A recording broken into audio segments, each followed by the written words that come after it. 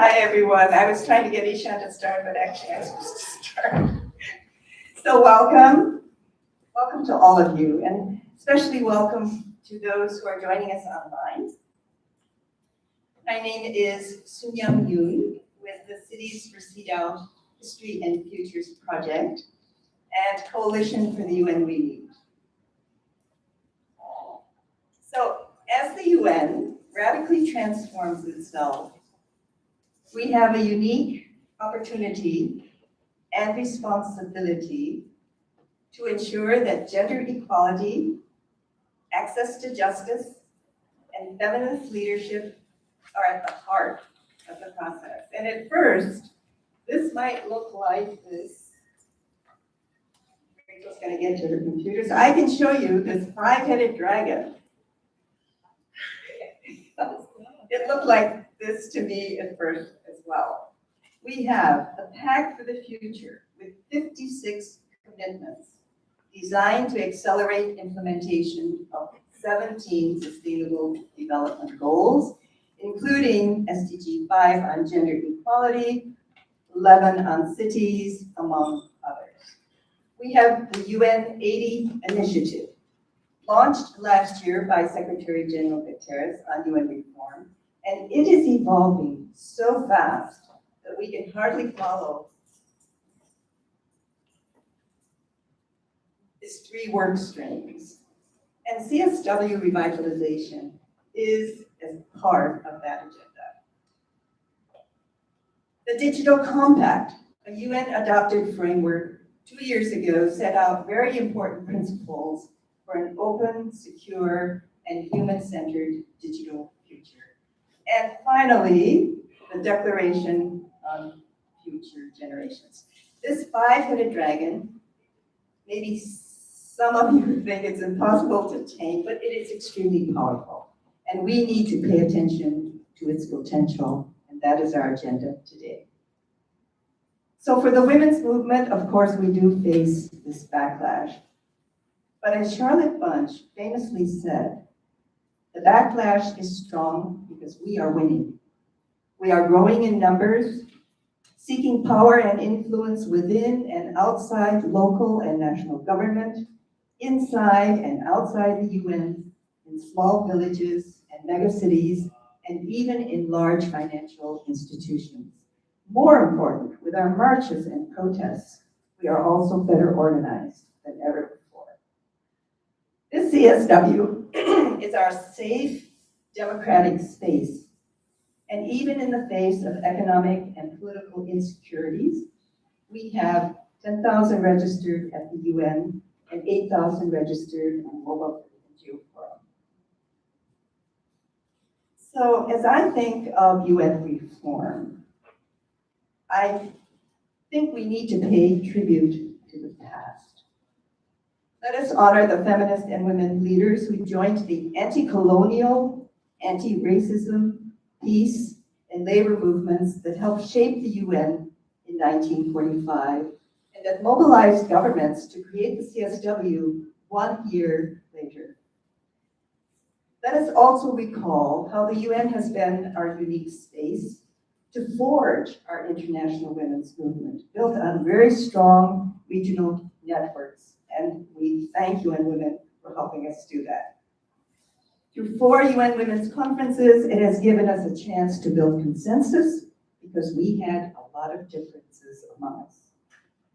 We now have a chance to reshape the UN bottom up and top down. And we can do that through campaigns like Cities for CEDAW. I would be interested in knowing how many of you know our campaign, Cities for CEDAW. Raise your hand. There you are, at least a third. But let me introduce it for those who do not know.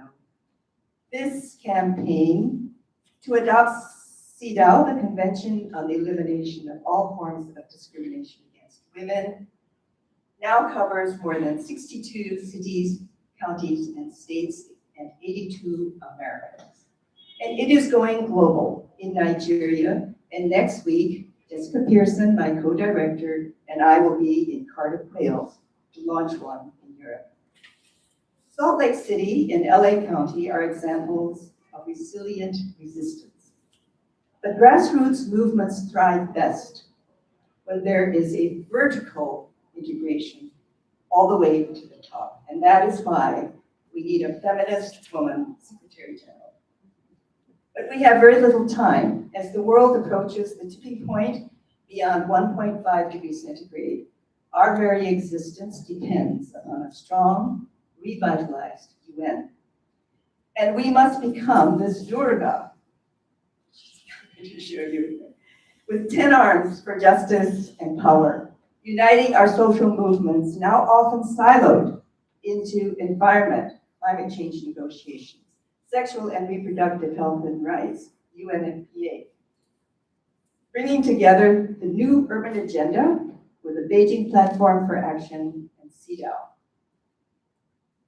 It takes strong feminist leadership, and that is why we invited these panelists today. They have their pulse on innovative and progressive ideas within the UN from local governments, youth groups, and different regions. And beyond their expertise, we also invited them because they, like the best of feminist leaders, remind us how to live and work with the core values of the Declaration of Human Rights. And we honor you for that. Let us start off with a message from Adam Lupel, Executive Director of the Coalition for the UN We Need. He couldn't be here, so he wanted to send this video message. Can we run that? Hello, I'm Adam Lupel, Executive Director of the Coalition for the UN We Need, C4UN, and it is my pleasure to welcome you all to this NGO Forum event at CSW 70, From Revitalization to Renewal, Advancing Access to Justice and Strengthening the Gender Equality Architecture for the UN We Need. Many thanks to our partners, in particular the Cities for CEDAW History and Futures Project, and especially the extraordinary Soon Young Yoon, who we are so fortunate to have as a member of the C4UN Steering Committee. Soon Young, thank you so very much. The current geopolitical context seems to get more challenging with each passing day. Militarism crowds out diplomacy, division blocks cooperation. The widening war in the Middle East weighs heavy on us all. And yet, recent events are also clarifying. We know our cause is just. A new global order based on might is right is a danger to us all. The tide seems to be against those of us fighting for a more just order, one based on international law that advances gender equality and opportunity for all. But hope is a warrior emotion, and we are in the good fight. And gatherings like CSW are an annual reminder of the tremendous energy, vision, and direction of civil society working to protect and fulfill the needs and interests of present and future generations. So thank you all for taking part in today's discussion. C4UN is a global platform of civil society organizations committed to creating a stronger, more effective, and more accountable United Nations. We have three main strategic priorities. First, to strengthen the constituency for global governance reform. This is a coalition, and we need all of you to be a part of it. Second, to defend multilateral institutions in a world of rising authoritarianism and militarism. The mechanisms of international cooperation are under attack. We must reinvigorate them by making them more inclusive, responsive, accountable, and effective. And three, to make the Pact for the Future count. We are committed at C4UN to the implementation of the Pact for the Future, including Action 8, which commits member states to achieve gender equality and the empowerment of all women and girls as a critical part of making progress on sustainable development. This may seem like wishful thinking in the current environment, yet as much as the geopolitical conversation centers around rupture and fragmentation and violence, there is an opening to advance real reform following agreement on the Pact for the Future, the Compromiso de Sevilla the Doha Declaration, and in the context of the UN 80 initiative and the coming selection of a new Secretary General. Every Secretary General since Dag Hammarskjöld has come into office with a reform agenda, and the next SG will be no different.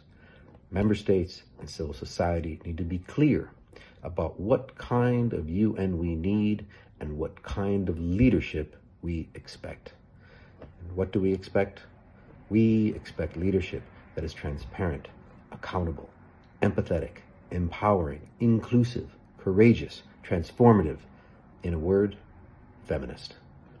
And we remind member states that they agreed in the Pact for the Future to stress the need for the selection and appointment process of the Secretary General to be guided by the principles of merit, transparency, and inclusiveness with due regard to gender balance and regional rotation, and to take into account the regrettable fact that there has never been a woman Secretary General. C4UN is committed to pursuing a better UN together with you.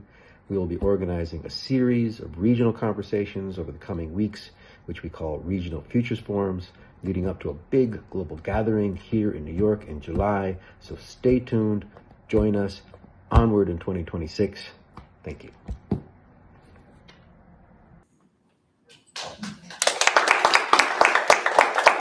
Thank you very much.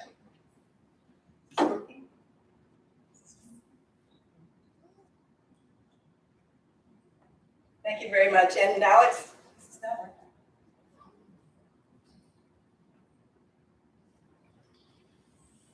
working. Hello.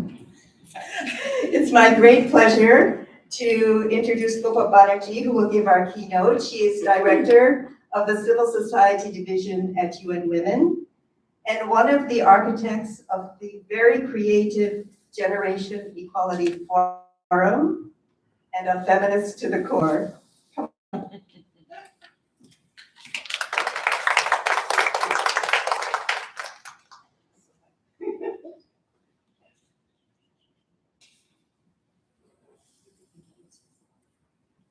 Good afternoon. We meet at a dangerous crossroads for the United Nations.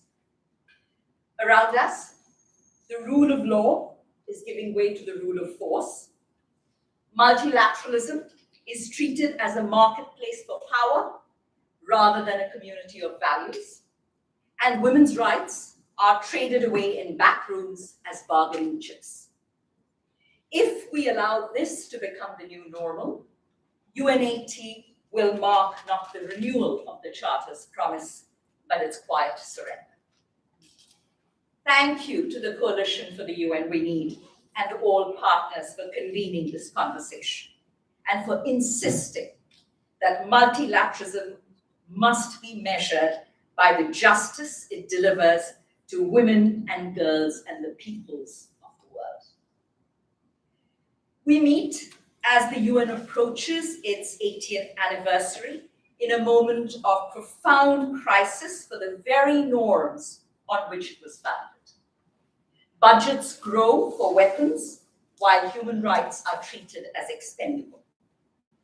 And war has become accepted as a tool of foreign policy rather than condemned as a collective failure of politics. The UN, an organization born from the ashes of war to defend peace, is watching that promise hollowed out. And yet, on 9th March, we saw a very different multilateralism in action. The Commission on the Status of Women adopted the agreed conclusions of its 70th session by vote for the first time in its history, and the General Assembly Hall erupted in applause, relief, and even tears. In a polarized world where geopolitical instrumentality is the norm, a majority of states chose to say clearly, this space matters and women's rights are not negotiable. That vote was not just about text. it was a political stand against the normalization of backlash. It proved that coalition building, solidarity, and strategic persistence still have power at the UN's preeminent standard-setting body on gender equality. And this is the contradiction we must confront. On one side, a global order sliding toward impunity and transactionalism. On the other, a feminist multilateralism that fights for norms, rights, and accountability, even when the cost is high. The question is, which of these will define UN80 and beyond?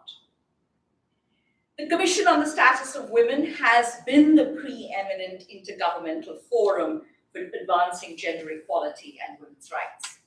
And its agreed conclusions have shaped laws, guided UN programming, and strengthened a global normative framework rooted in Beijing and Keynote, and in the Sustainable Development Goals. The CSW 70 is the first session since the Revitalization resolution and an important milestone to make the Commission more effective and more relevant. And we saw that unfold on the 9th of March. The reforms that the resolution adopted have already started to matter. The multi-stakeholder forum that took place in February opened a new space for diverse actors to shape outcomes. The high-level event on violence against women has created a dedicated platform on one of the most pervasive violations in the world, and new modalities have strengthened coherence, improved transparency, and broadened participation. In a climate of pushback, these are not procedural tweaks. These are political safeguards. Because the context in which the CSW operates has changed dramatically. Conflicts are more complex and more brutal. Digital technologies are weaponized to spread disinformation, misogyny, and surveillance, and climate change is driving displacement and deepening inequality. And across all this, women and girls face profound barriers to justice, while anti-rights actors invest heavily and effectively in rolling back hard-won rights. CSW has to continue to sharpen its capacity to link norms with implementation on the ground to reinforce coherence with CEDAW and Beijing and plug directly into the UN's human rights, peace, and security and development frameworks. We are not starting from zero. The Gender Architecture Review made one thing clear.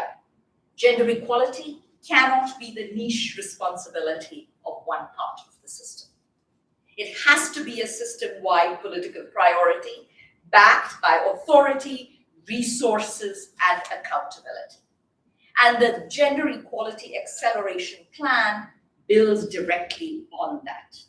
Together, the Gender Architecture Review, the CSW Revitalization Resolution, and the Gender Equality Acceleration Plan form a single political project to ensure that the UN's gender equality architecture is coherent, effective, and fit for purpose.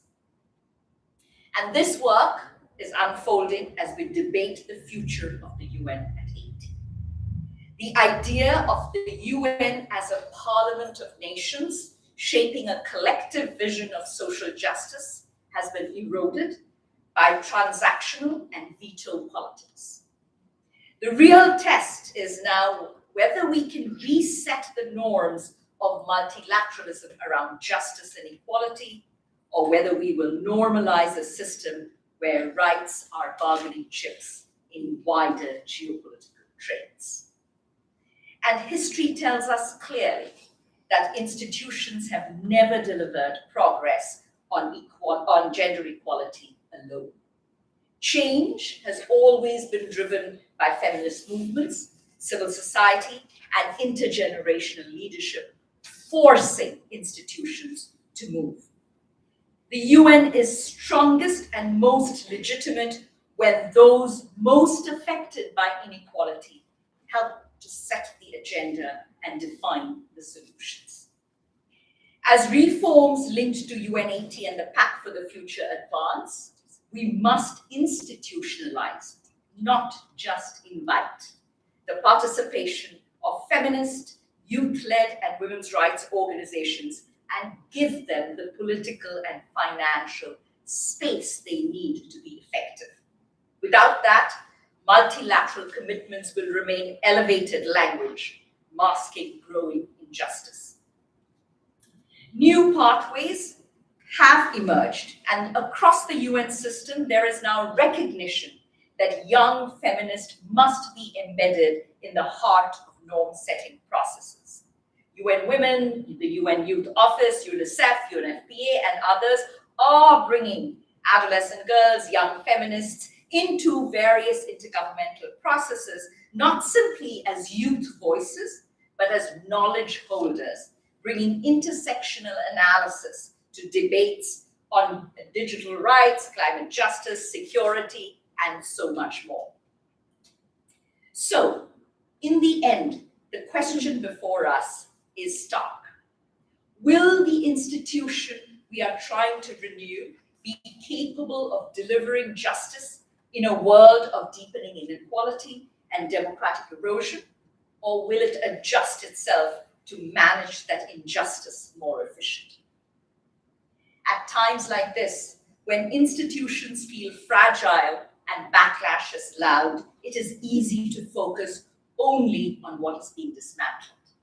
But everywhere we see what I call ethical persistence.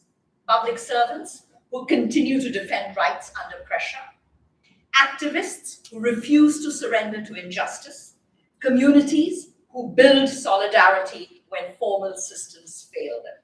And this is where the real defense of multilateralism is happening, far from the headlines, but close to people's lives. If we match the ethical persistence of movements on the ground with political courage inside this house, then the UN at 80 can stand on the side of justice, not just stability. Thank you.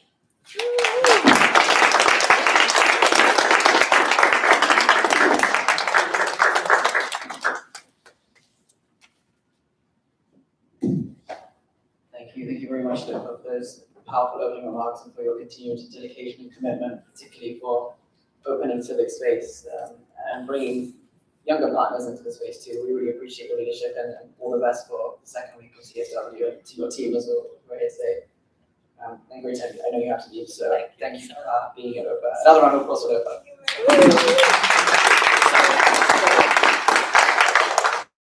Colleagues, it's great to be with you on this Friday evening. My name is Ishan Shah, and I'm here in my capacity as the Coalition for the UNWomen's lead analyst on the implementation follow-up of the Pact for the Future. And it's great to be here to moderate this exciting panel with three wonderful people who I have the pleasure of knowing and the pleasure of working with too. So it's great that you can be with us, and thank you for joining us. At the outset, before we begin this discussion, I would like to acknowledge the difficult circumstances that are happening across the world, the escalating conflicts and the rising crises, the threats to peace and security across communities and across regions. Unfortunately, these developments have meant that two of our panelists weren't able to join us for this panel on this occasion.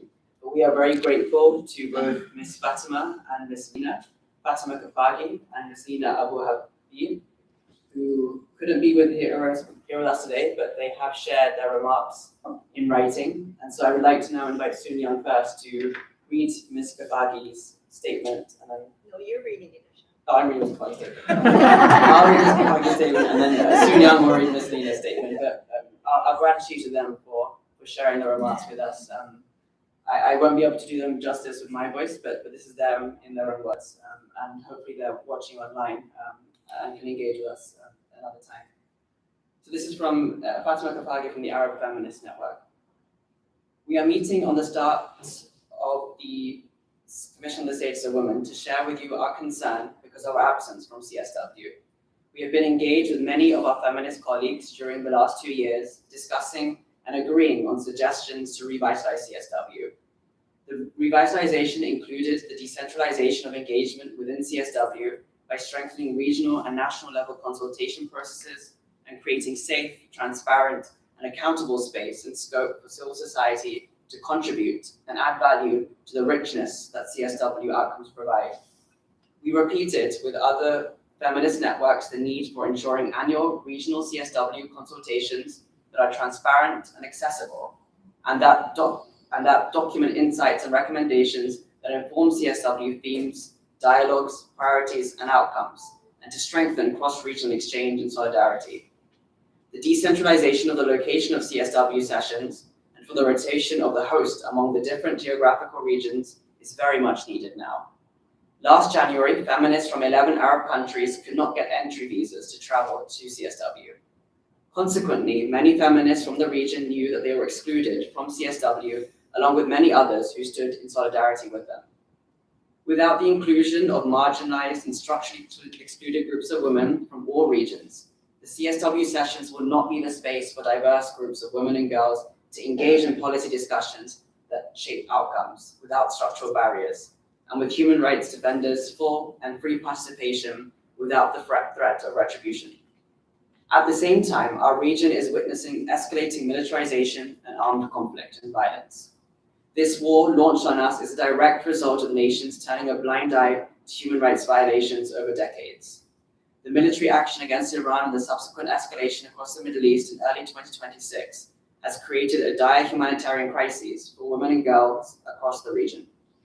The conflict has disrupted essential services, fuels gender-based violence, and severely constrains the ability of women-led organizations to operate. It has a negative impact on women, not only in their life, but their welfare, rights, and status. Many women are already being displaced. We are also concerned of the indifference and silence of the world of what is happening to us. It is only those who are denied the visas who are not participating in CSW, but also the majority, if not all of feminists of the Arab region, who will not be able to participate. The escalating border violence and security risks of travel and presence in the US, in addition to what we suffer under war and escalation of armed conflicts in our region, as well as immobility, has made the possibility to travel to CSW a privilege for very few. It is essential to ensure the sustainability of access to justice for all women and girls. The CSW should be a key driver in ensuring that declared standards translate into real access to justice by ensuring the strengthening of civic space, especially for grassroots and feminist movements, including those in conflict-affected areas. CSW was an opportunity for us to share our perspective and plans to accelerate women's and girls' access to justice. Now we cannot access justice in a region where weapons, rockets, and military planes are above our and our children's head every minute. CSW cannot be global without our participation, without us on the table sharing our knowledge, experiences, and our challenges, as well as our leadership. There is no CSW without us. I thank Fatima for her statement, and a round of applause for Fatima.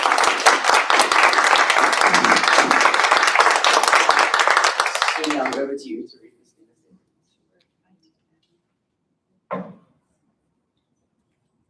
I'll do it from here. Oh, okay, that's good.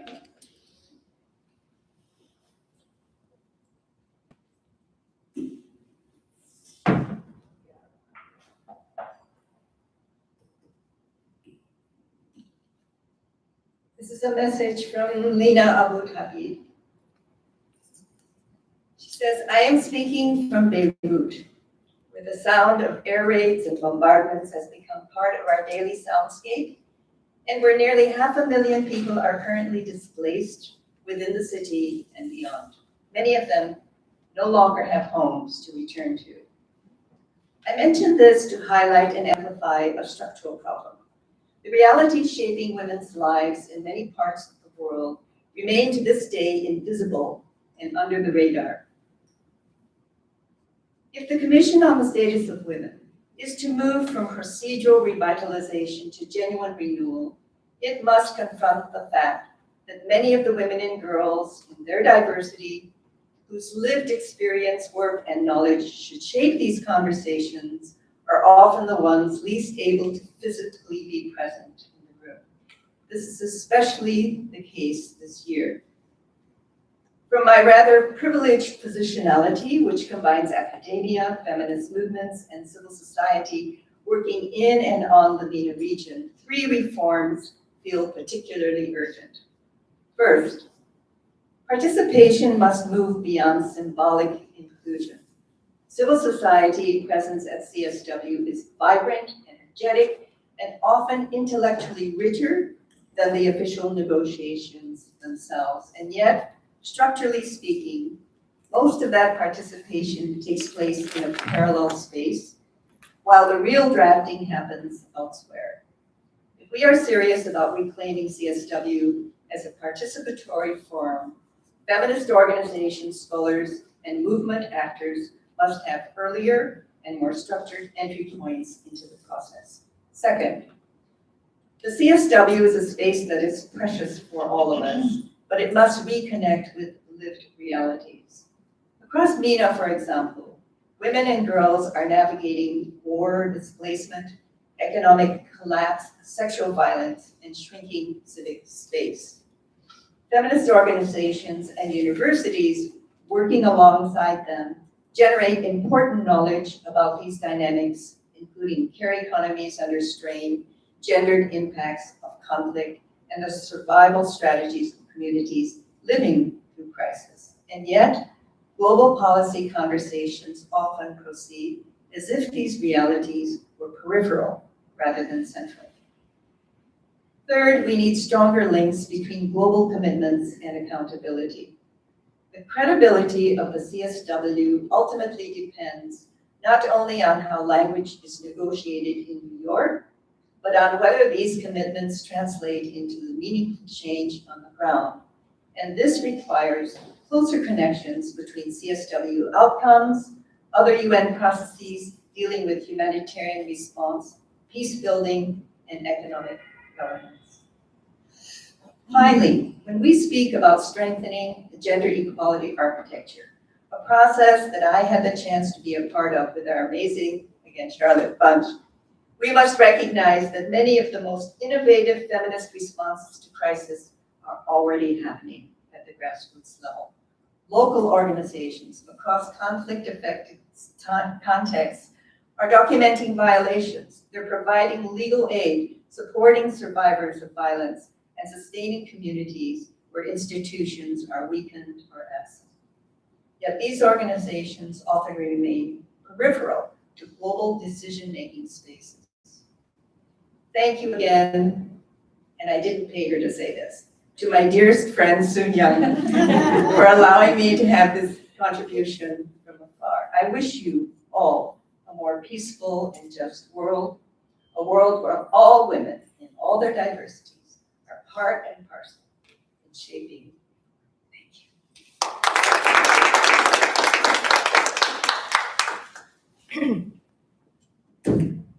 Thank you, Soon Young, for that. And now we turn to our panel discussion. So it's delighted to have Amelia, Oluwaseun, and Christian here with us today. And I will let you 3 introduce yourselves as you answer the questions because I can't do your work justice, but you can. So I will let you introduce yourselves there. And I'll start with you, Amelia.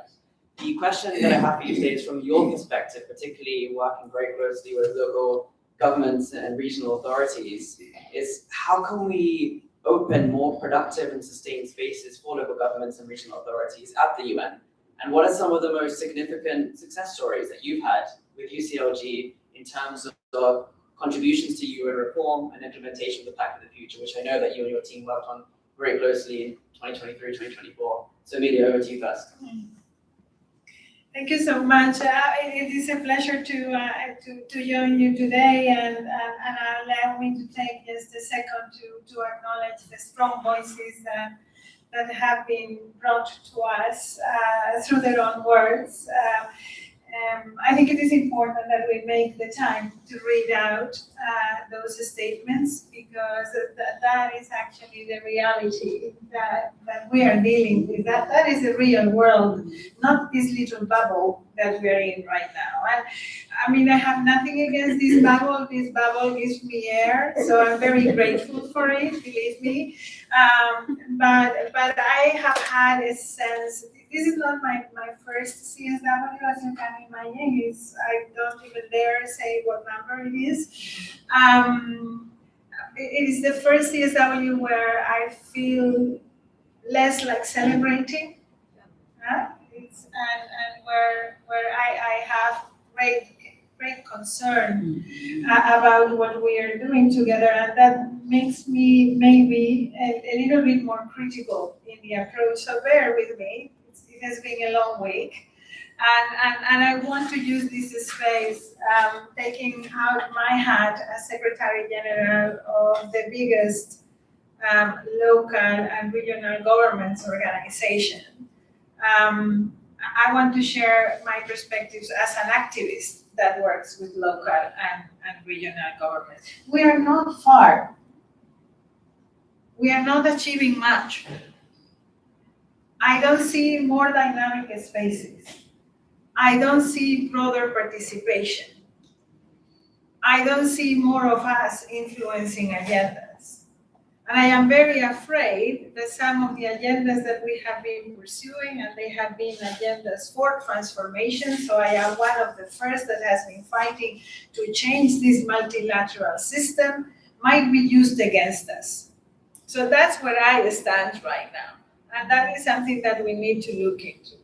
Every single time that efficiency is brought to the table when talking about the structures like CSW and others, I am now very concerned that it might be used against broader participation.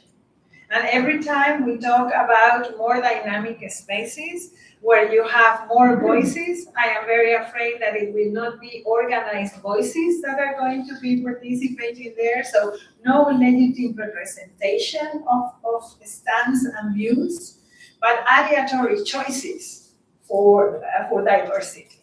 Let me say it this way. So I am very concerned.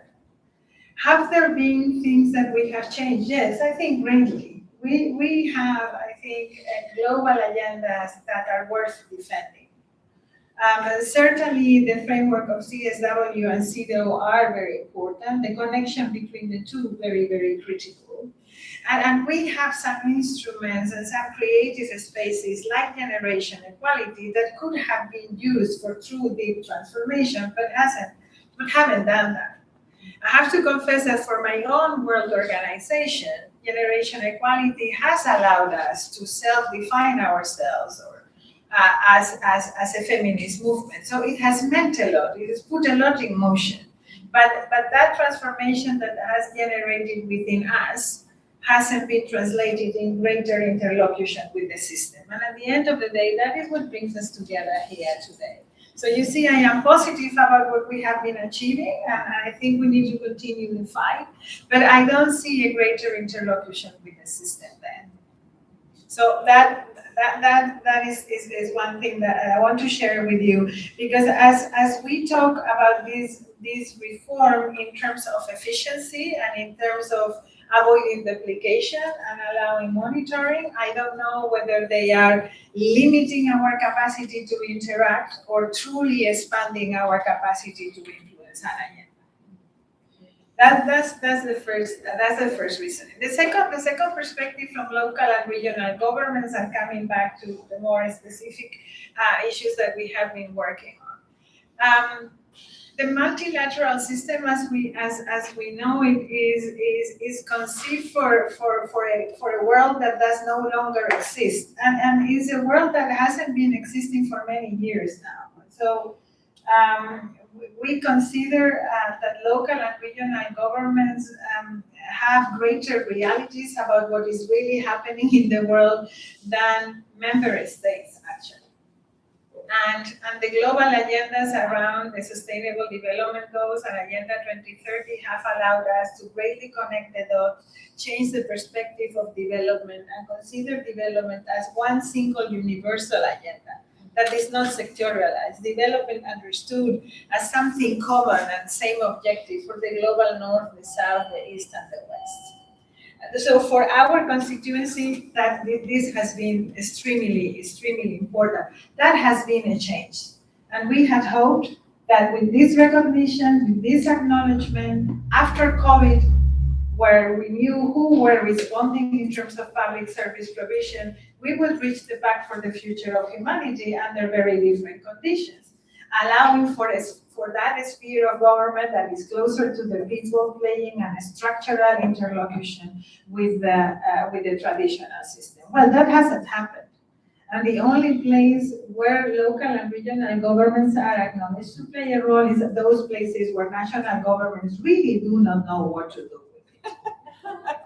Climate justice is one of them. COVID at the beginning was certainly one of them. Then the vaccine came, changed everything because the national government started to buy vaccines and distribute them, and the whole ballgame changed. But you see, I mean, the perception from our constituency is that that spaces that are being acknowledged as implementation spaces will not be enough to transform the agendas that we need.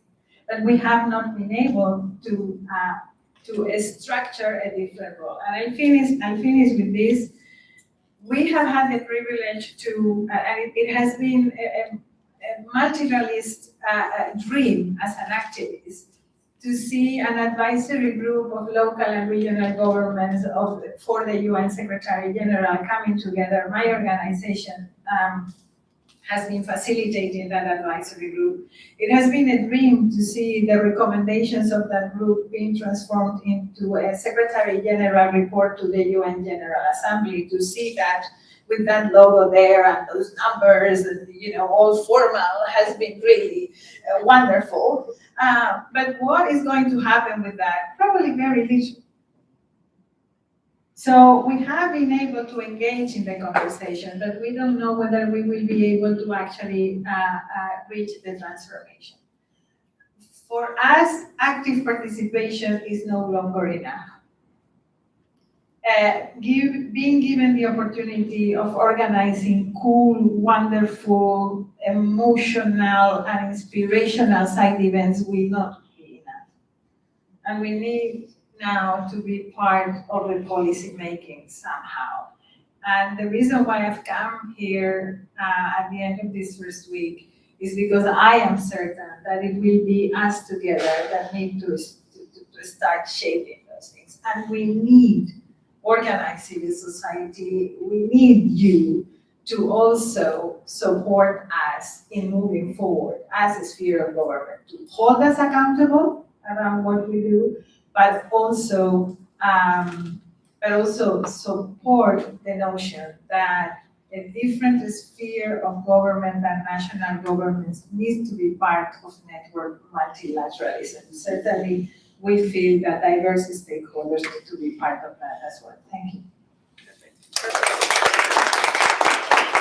Thank you, Lydia. It's really fascinating what you shared here about the struggle for space and for more than just a voice and more than just an advisory group.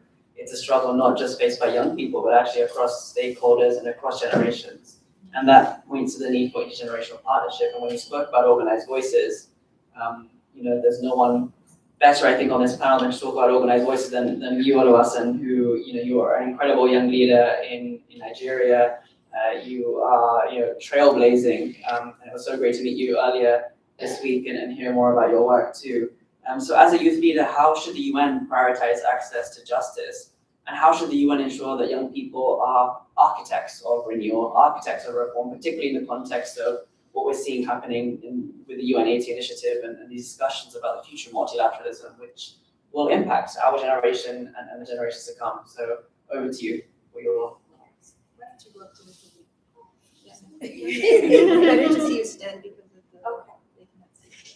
As a young person, I'm being put on the spot. Yes.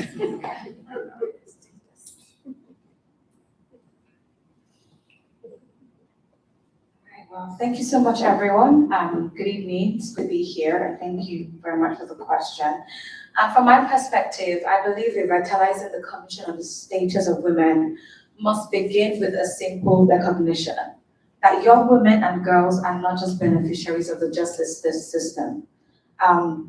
We are often first responders, organizers, and the innovators who identify where those systems are failing. If the CSW process is to remain relevant, it must shift from consultation only with young people to genuine co-creation with youth-led movements and feminists. And there are several ways this can happen in practice. The first will be to institutionalize youth leadership in decision-making spaces. Youth-led and girl-led organizations should not only participate in side events or consultations. We should often be integrated into formal policy discussions, advisory bodies, and accountability processes linked to the CSW outcomes. When those closest to the problem shape the solutions, reforms become more grounded and more effective. The second, there must be direct funding for youth and grassroots feminist organizations to be present in those conversations. Many of the organizations advancing access to justice for girls operate with minimal resources despite their impact. The revitalization agenda must prioritize funding mechanisms that reach grassroots and youth-led organizations directly rather than only through large intermediaries. The third, increasing participation of young people that are often or historically being excluded from decision-making process, including those who are leading in grassroots and feminist movements that are often underlooked. We must strengthen pathways between grassroots advocacy and global policy. Youth organizations are often gather critical evidence on barriers to justice, whether related to sexual violence, to child marriage, to climate change, or to online exploitation. CSW must create stronger channels for these evidence to inform national action plans and UN policy frameworks. And this would definitely close the gap between international commitments and real implementation on the ground. The third, we need to embed intergenerational consultations and collaboration in reform processes. Revitalization should not create parallel use spaces that remain disconnected from decision making. Instead, it should foster partnerships where young leaders, young feminists, and grassroots organizations, alongside governments and UN institutions, jointly design solutions that work for young people. From my own experience working with survivors of sexual and gender-based violence, as well as young advocates, I have seen that when young women are empowered to organize, to document injustice, to engage meaningfully and respectfully, as well as engage institutions, they do not simply demand change, they drive it. A revitalized CSW must therefore treat youth leadership not as symbolic participation, but as a core pillar for gender justice architecture. Thank you. Thank you so much for those powerful reflections there and for your leadership as well. Particularly the work you do with bringing what's happening here at the global level back to your country and your communities there, which is exactly what we need, more implementation.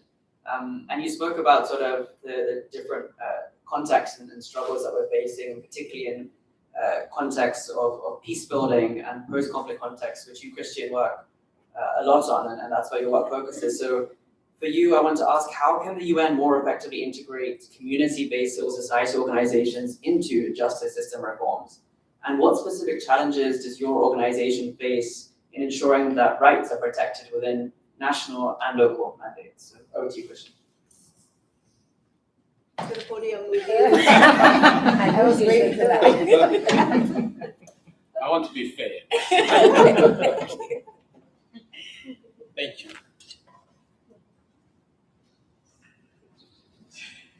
Good evening. My name is Christian. I'm glad to be here. Really thankful for everyone who put this together. Also, allow me to recognize the presence here of my friends and colleague, Ola, Antonio, and Malta. Malta is joining from Tanzania, and she's here, and really happy to be joining CSW 70. It's hard to respond to the questions after listening, after hearing about those who were not able to join us here because of the conflicts that are spreading all over the world. My thoughts are with everyone who wanted to be here, but who is not here because of what is happening. In conflict, in post-conflict settings, justice reforms succeeds only when communities trust the institutions being rebuilt. Community-based civil society organizations are essential to that trust, yet they are too often threatened as implementers rather than partners. The UN can strengthen impact in 3 ways. First, more from consultation to co-design, involving local civil society, especially women-led organizations, at the earliest stages of justice reform planning. By doing so, voices of Isoko in Africa and from all over the world will be heard, and the needs and the priorities from victims of sexual and gender-based violence in conflict-affected and post-conflict societies will be addressed. Second, provide direct and flexible funding to grassroots actors so that they can participate meaningfully, not symbolically. Women, peace and security agenda is less founded, especially in Africa. In several countries of Africa, the UN missions continue to report the horrific acts of rape as a weapon of wars. The increasing competition over limited resources, while wars are spreading across Africa and beyond, is preventing victims of sexual violence from accessing justice for reparations. Third, institutionalize community monitoring mechanism. This is important because sometimes we design, but when it comes to monitor, we see gaps. We need to connect the program that we are designing to the accountability and even hold accountable those who should be implementing innovative programs or programs that bring the change that we need. Fourth, integrating digital reporting for gender-based violence and mobile legal aid services for remote areas. We're talking about justice, and we are in the world of AI, and in the context of Africa, if we do not strengthen the capacities and innovate and allow victims to access the reporting mechanism, there are some gaps, and we really want to follow. We really want to adapt innovative strategies that come with the new technology as well.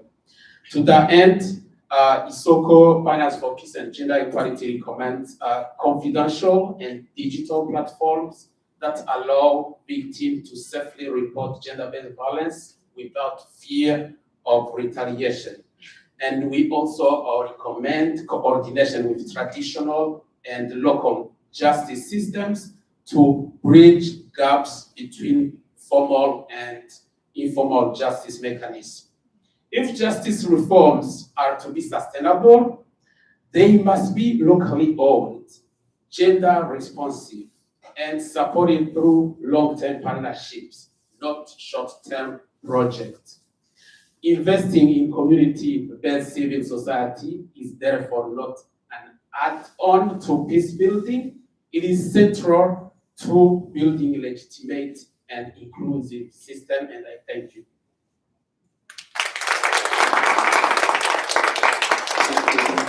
So many themes coming up there, but central to that was the accountability, data accountability, financial accountability, accountability to legitimacy, to trust. So that's the crux of essentially there, and particularly in terms of conflict and post-conflict settings, holding perpetrators accountable for crimes committed, essentially. Oluwaseun, you at the national level are experiencing just that in your work. You're championing that accountability. So what are the concrete accountability mechanisms within the UN's architecture? What are those mechanisms that should be strengthened to ensure that the commitments being made here in New York and in the multilateral spaces that we engage with really translate into protection on the ground for people's rights?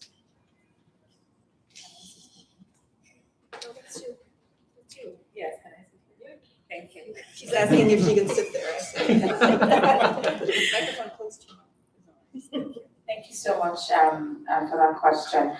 I want to start off by saying one of the most persistent challenges in global gender policy is the gap between the commitments made at international spaces such as this at the UN and the reality experienced by women and girls on the ground. So I think it's critical to close that gap, and that requires stronger accountability mechanisms that link policy commitments with measurable outcomes. But I want to expand on this a bit. First, it has to be clear national implementation frameworks that accompany global commitments. We are tired of, member states making commitments to put money here or provide this resources, but on the ground, it is non-existent. When government endorse outcomes at CSW, those commitments must translate into national action plans with defined timelines, budgets, and reporting obligations.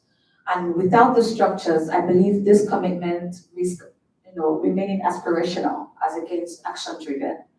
The second would be that data and monitoring systems must be strengthened. Like you mentioned, reliable data allows government and civil society to identify gaps in justice systems and track progress over time.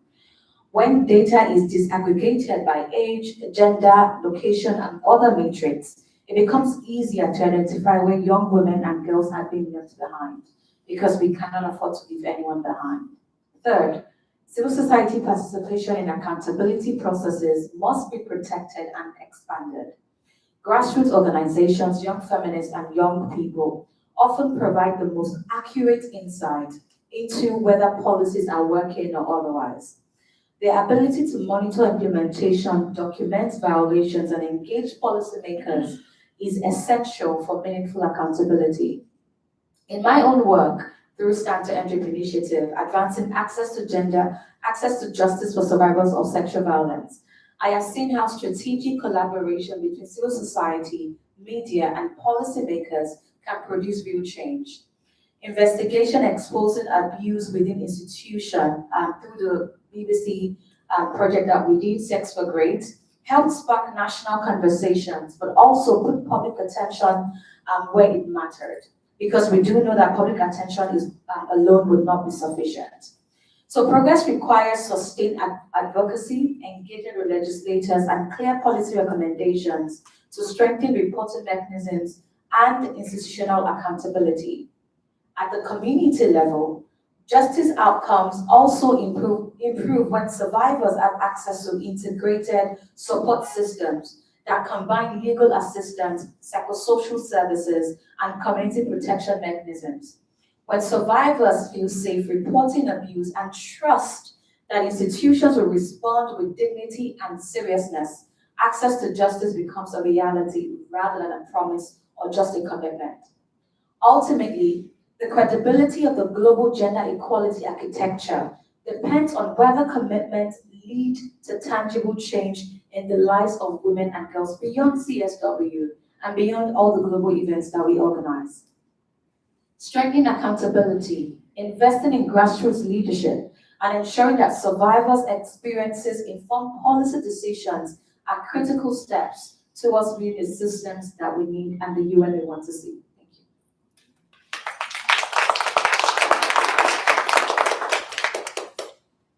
Thank you. And there was a very clear theme there around, accurate insight into what's working. Who is able to provide that information and that insight? It's people on the ground, people in communities, as you said, directly impacted by the commitments being made here and seeing what's working and what needs to change. And Christian, you spoke to that in your remarks too. And you said that the people working on the ground, these community-based actors, are not being treated as partners.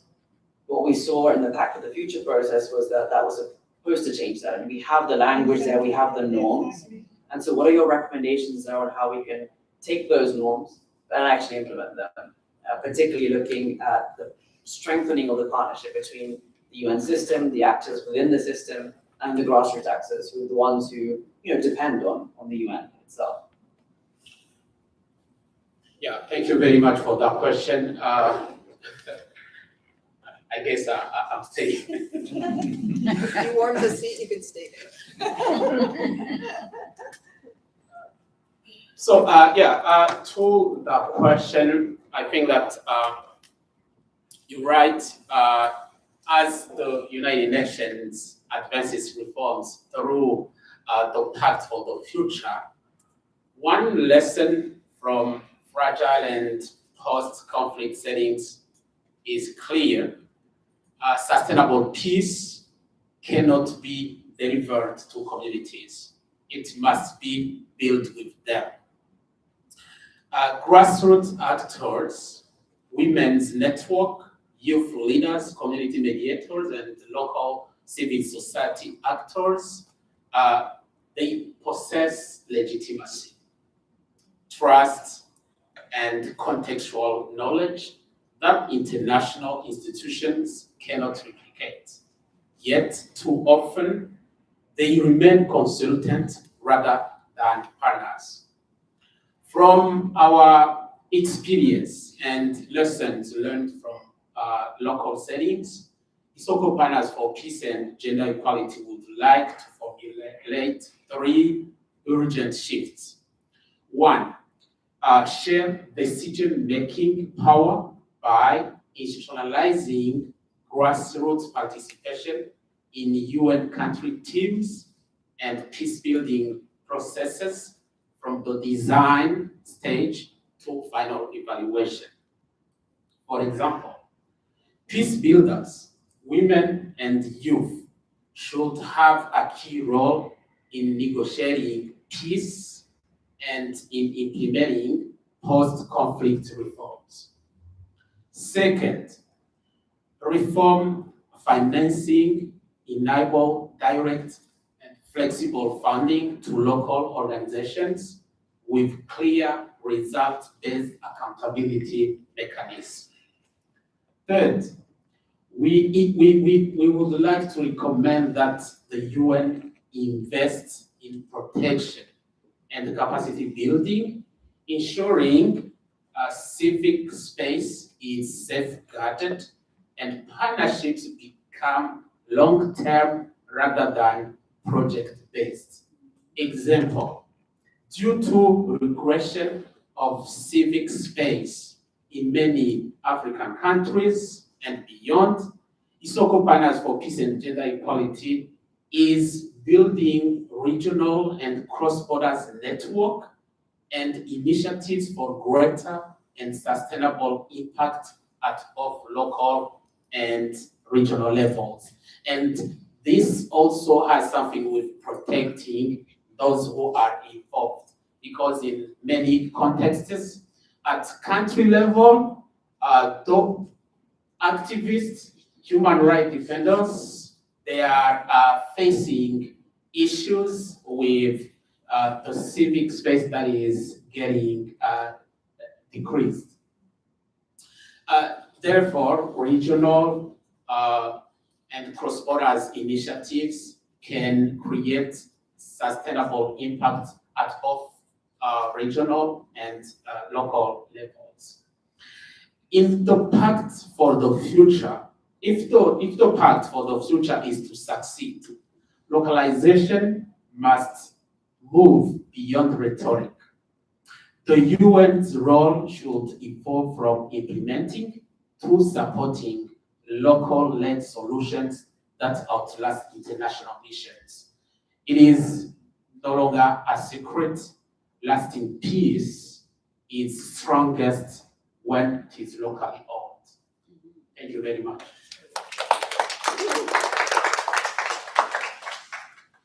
Thank you, Christian. The very powerful ending.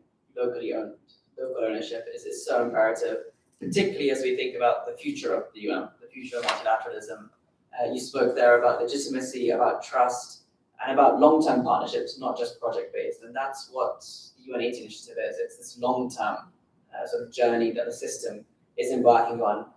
Emilia, what specific reforms are needed to better integrate these local and regional governments' priorities, perspectives into the UN80 reform process, which has those three work streams: efficiencies, mandates, and structural realignment? What are the specific reforms that you see are needed, and how can we make this, as Christian said, a long-term partnership, not just a project-based for 2026? Before I answer that question directly on what reforms we are thinking about, I think it is important for us to study why do we want the reform to happen. We want it to happen because we need a fair representation, right? And right now that representation is not there. It's a question of legitimacy. Just as we don't have enough women in decision-making structures, we don't have enough local and regional governments taking decisions. And what that implies is that the needs of communities of this generation, but also future generations, are actually not being taken into account. The needs that are driving the wars that we see right now are not necessarily needs of the communities. They are much more macro needs that might not be answering to the expectations of the day-to-day lives of people, right? So on the one hand, there is an issue of representation and fairness, but on the other hand, there is also an issue of what kind of investment do we want to do? What do we understand as development? What do we need to change to actually answer to the needs of communities? And most of the global agendas and their link with the local agendas would come through local service provision. Local service provision is the key to the agenda of human rights.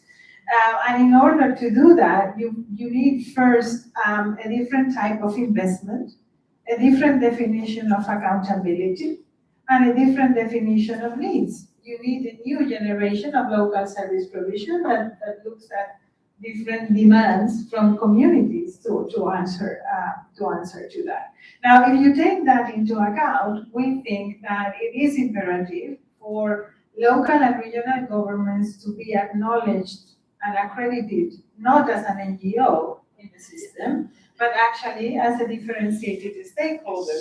That would give us, the possibility to negotiate in different terms on some of those localized solutions, which right now we cannot really do. So for us, that network multilateralism implies a change of status of local and regional government. That's a basic one. It doesn't imply that we conceive the UN beyond a UN of nation states, which we actually do. We would like to see that, but we're patient, step by step. But a change the status is one.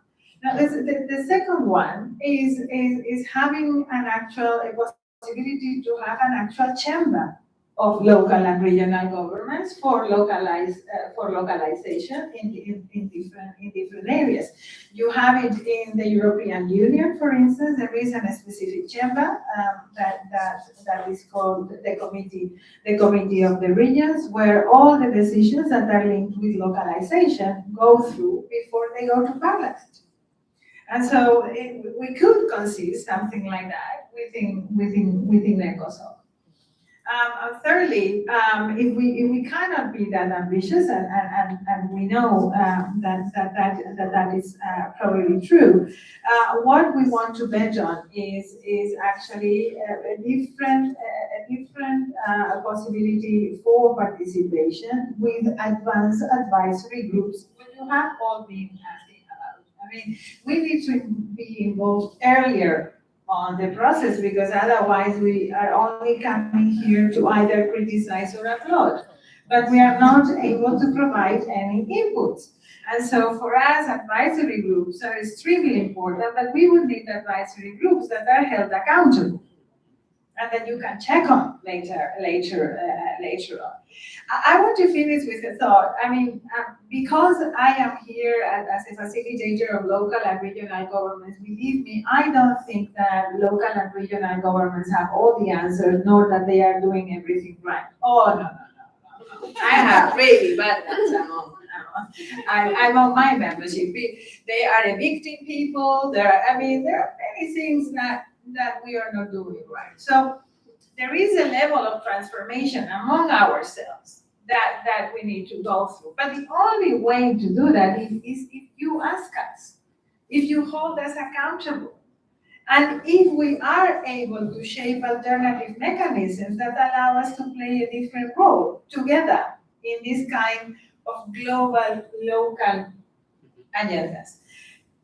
A final thought is a new generation of local service provision with a definition of new essentials, when care is at the center of those new local service provision, driven by a feminist leadership that is good for women, girls, boys, and men alike. That is what could make future of multilateralism sustainable. If not, then we are going to go to the zone of no rules, so that the stronger rules, and that is always against us. Thank you. And thank you to our panelists. We've had the power of intergenerational leadership, the power of local ownership in the media. I always love the phrase, the power of networks and multilateralism.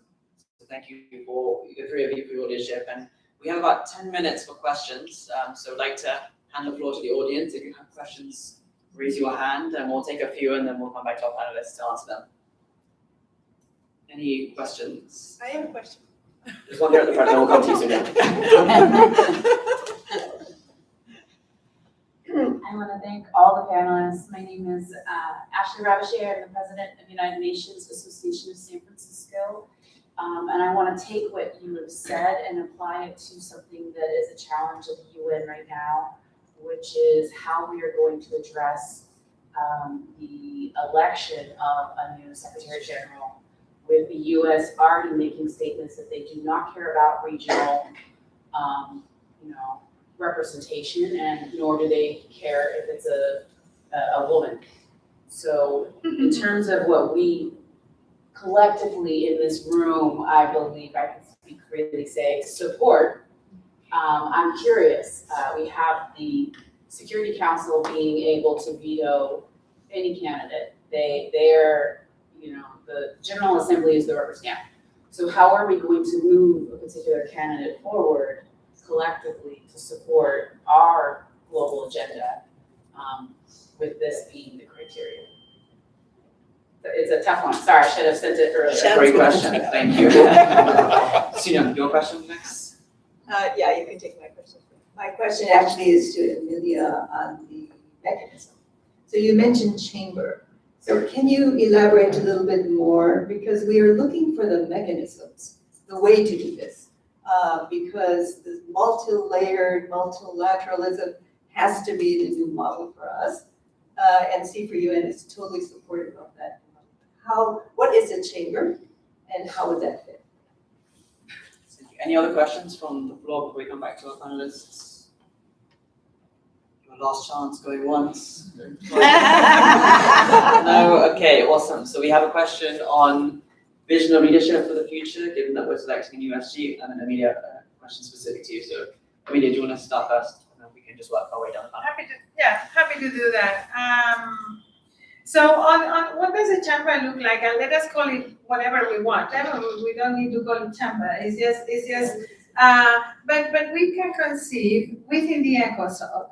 We could have a specific committee that deals with local and regional government vision on implementation of policies that have been decided upon, and providing also a space for definition of priorities that should be taken into account when policy processes are taking place. So imagine the process of a new urban agenda like we had a few years back, how different it would have been if local and regional governments would have defined the priorities of their challenges, etc.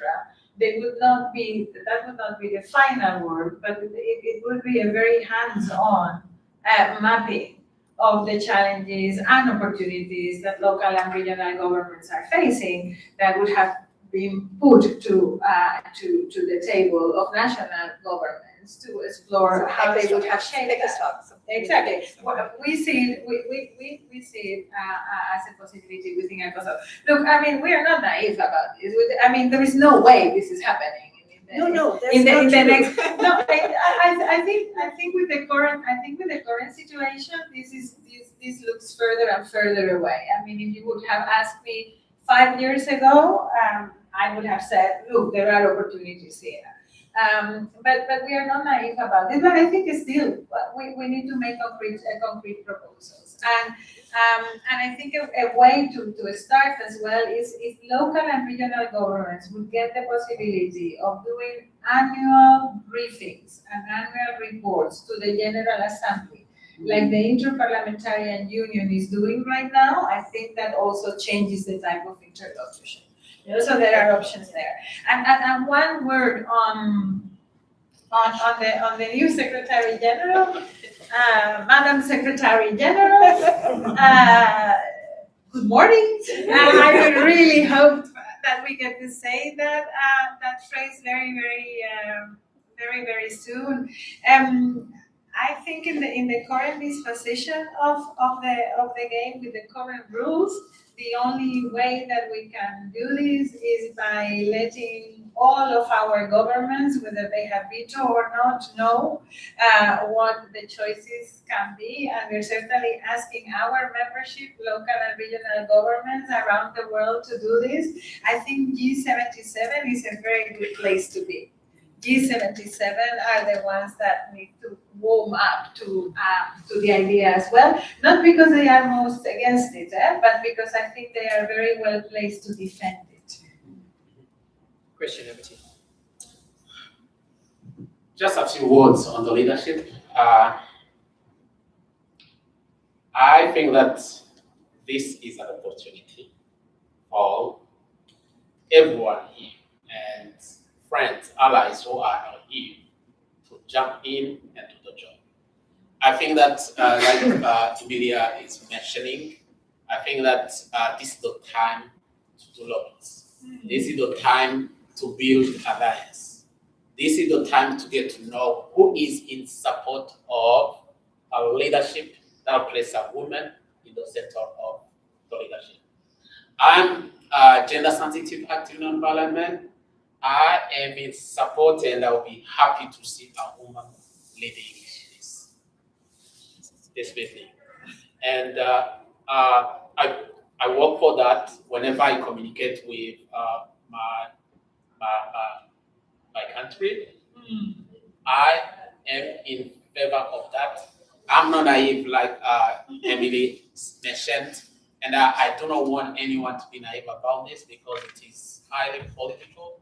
But let's do our task, let's do our job and advocate for a woman to be leading the process. I mean, you all have said all the answers. I just wanted to add that, like as we mentioned, this is the time for diplomatic consultations, especially with the African group to the United Nations, as well as the Permanent Five.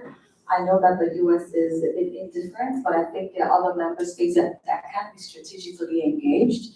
And I think each and every one of us, we know our permanent mission to the UN. This is the time to be engaging them to sort of have an idea of where they stand and to push those conversations when the time comes. So for me, it's about diplomatic consultations at this time because we are right for a female leader, but it will take a lot of pressure, but also consultations and strategic engagements to get that to happen. Thank you. Thank you to our panelists. A round of applause to them all. Thank you so much. Thank you for your leadership. I would encourage you all to connect with them afterwards. But just to close out the event, we have a video message from Richard Ponzio, who is the Senior Fellow and Director of Global Governance, Justice and Security Program at the Stimson Center. So hopefully, and a member of the steering committee of the Coalition for the UN. We need a dear friend and ally and someone you should all definitely get to know.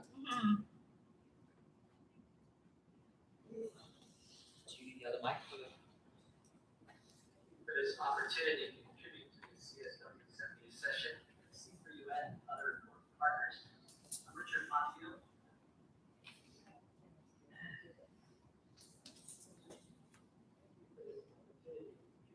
CSW 70th session, C3UN and other important partners. I'm Richard Ponzio at the Global Governance, Justice and Security Program at the Stimson Center. We're also co-direct the Global Governance Innovation Network. And of course, this 70th session of CSW coincides with two monumental UN reform, innovation, and strengthening efforts: the UN 80 initiative of the Secretary General, and the even more ambitious Pact for the Future, along with the Global Digital Compact and Declaration of Future Generations coming out of the September 2024 Summit of the Future. The Pact is, in particular, a call to action, not just a negotiated outcome. For CSW participants, it reinforces commitments to gender equality, intergenerational equity, digital inclusion, peace, and sustainable development. We need to integrate Pact priorities into research agendas, teaching, and policy engagement, including, for instance, aligning projects with gender-responsive implementation strategies and engaging national delegations and UN missions on accountability for commitments affecting women and girls. Conversely, we need to link CSW outcomes to the Pact's broader framework, including by ensuring gender equality that is embedded across climate, digital governance, peacebuilding, and financing discussions. A key area of work, though, that my Stimson colleagues and I are involved in is monitoring the Pact for the Future. And here is where an important contribution coming out of CSW 70, the wider CSW community, can make such a profound contribution in maintaining momentum beyond the CSW. It would be about integrating the framework of indicators, tracking tools that not only my colleagues and I here in Washington, but Coalition for the UN we need and many other partners around the world in civil society are looking at tracking progress of the 56 actions and 361 sub-actions of the Pact, the Global Digital Compact, and the Declaration on Future Generations.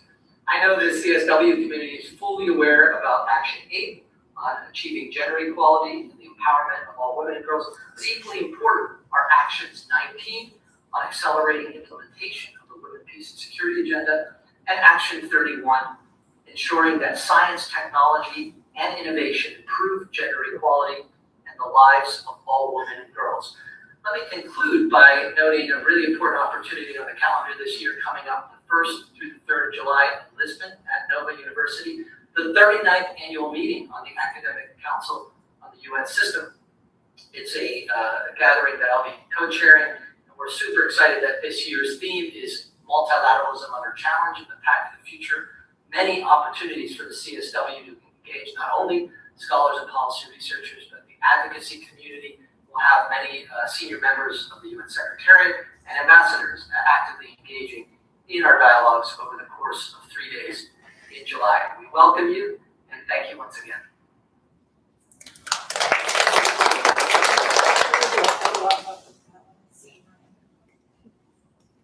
And that's the end of our panel discussion and event. Thank you all so much for joining, and thank you so much to the team of the Coalition for the We, especially our colleague Eliane, who couldn't be with us here in New York, but has been the powerhouse behind putting this off and bringing us all together. And just so the panelists could come for a quick photo. Yeah, absolutely. Thank you all so much. Have a lovely weekend.